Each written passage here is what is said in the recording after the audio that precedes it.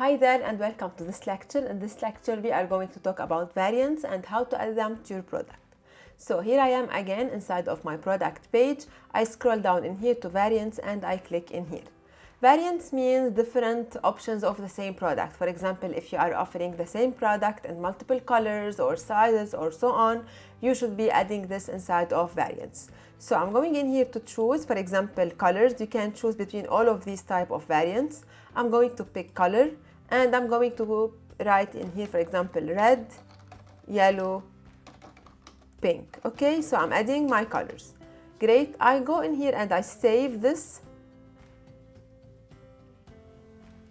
After saving, I go back to the variants in here, I click on the variant and here I change everything about the variant.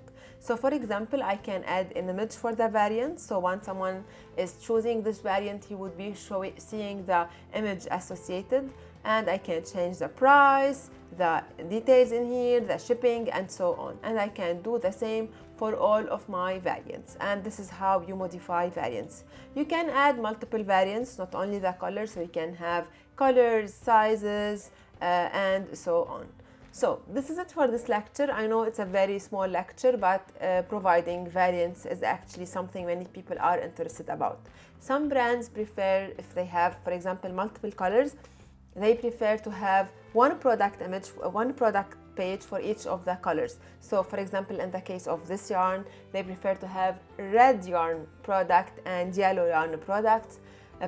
Other brands prefer to keep all the yarns. For example, if this is the same yarn in multiple colors, they prefer to have all the yarns inside of one product page and offer variants depending on the color. So it depends on how you are running your business. I prefer to have all the colors inside of one product with offering variants, unless you are optimizing for SEO and you are targeting for color-based keywords. In this case, it would be a totally different subject.